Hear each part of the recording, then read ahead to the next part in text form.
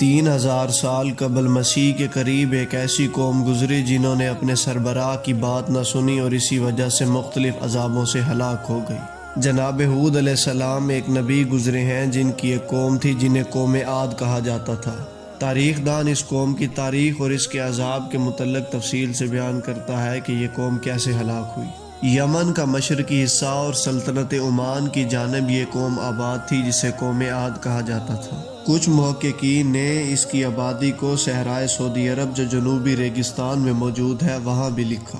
یہ قوم 3500 سال قبل مسیح میں قوم نوح کے بعد جانشین بنی تھی۔ اس قوم کے افراد بہت مضبوط اور طاقتور ہوا کرتے تھے، ان کی جسامت سے ان کی طاقت کا اندازہ لگایا جا سکتا تھا۔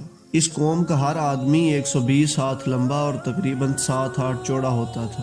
تاریخ نے لکھا کہ اس قوم کے ہر شخص کے لیے پہاڑ کو اکھاڑ دینا کوئی مشکل کام نہیں ہوتا تھا۔ قوم عاد ایک ایسا قبیلہ تھا جو ایک ایسے شہر میں آباد تھا جس کی 4 منزلیں تھیں۔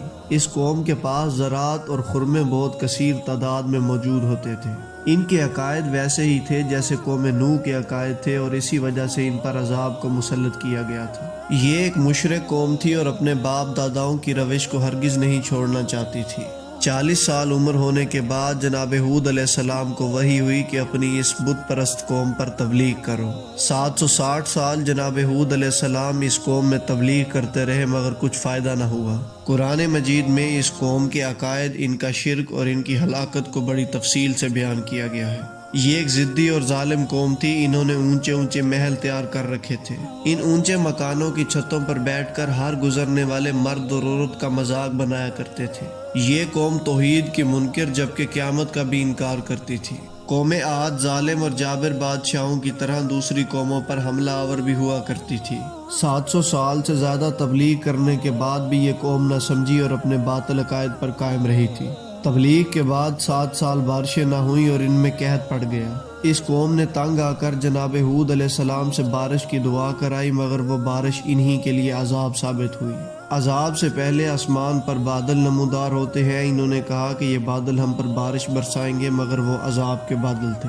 اس قوم کو نیم مردہ اور بے ہوش کر کے مغربی ہواؤں کے ذریعے سے ہلاک کیا گیا۔ اہل علم دوستو، 8 دن اور 7 راتیں مسلسل چلنے والی تیز ہوا کا نام عقیم تھا۔ ہوا کی 5 اقسام میں سب سے زیادہ تیز اور خوفناک ہوا عقیم کہلاتی ہے۔ یہ باد عقیم اسی زمین پر ہے جس پر ہم آباد ہیں۔ یہ ہوا 70 زنجیروں سے بندھی ہوئی ہے اور ہر زنجیر پر 70,000 فرشتے موجود ہیں جنہوں نے اس ہوا کو پکڑ رکھا ہے۔ یوں اس ہوا کو تقریباً 5 ارب سے زائد فرشتوں نے قید کر رکھا ہے۔ اس قوم پر صرف گائے کے دماغ سے نکلنے والی ہوا جتنی چھوڑی گئی تھی جس سے یہ قوم ہلاک ہو گئی۔ عقیم اسی لیے کہا جاتا ہے کہ اس میں صرف عذاب ہی عذاب ہے اور یہ ہوا رحمت سے خالی ہے۔ جب یہ ہوا چلی تو قوم عاد کے گھروں کو اوپر اڑا کر لے گئی تھی۔ 7 شب اور 8 روز تک مسلسل چلتی ہوئی یہ ہوا انسانوں کو زمین سے اوپر بلند کر کے سر کے بل ٹپکتی تھی۔ ان کی ہڈیاں ٹوٹ جانے کے بعد یہ ہوا پھر ان کو اوپر لے جاتی اور پہاڑوں پر پھینک دیتی تھی۔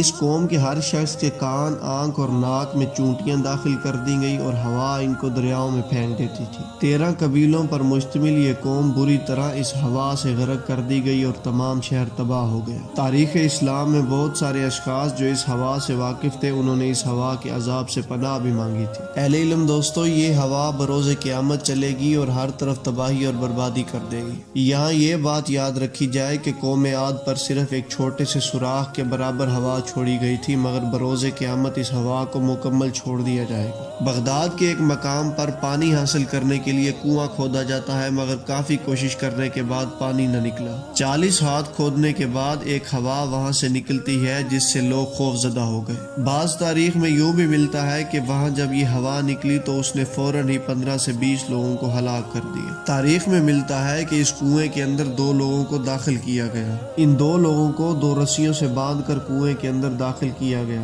جب یہ 2 لوگ باہر نکلے تو انہوں نے بتایا کہ ہم نے کنویں کے اندر ایک عجیب و غریب مشاہدہ کیا ہے۔ انہوں نے کہا کہ ہم نے مردوں کو دیکھا جو پتھر کے ہو چکے تھے اور ان کا مال اور ان کا شہر بھی پتھر کا ہو چکا تھا۔ پتھر کے ان لوگوں میں بعض لوگ بیٹھے ہوئے تھے، بعض لوگ پہلو کے بل سو رہے تھے اور بعض تکیہ لگائے ہوئے تھے۔ انہوں نے کہا کہ جب ہم نے ان لوگوں کے کپڑوں کو ہاتھ لگایا تو وہ ہوا میں اڑ گئے۔ عراق کے کچھ علماء علماء سے یہ بات معلوم ہوئی کہ یہ قوم عاد تھی جس پر سفید اور سیاہ رنگ کی ہوا سے عذاب نازل کیا گیا تھا اور یہ زمین میں دھس گئے تھے۔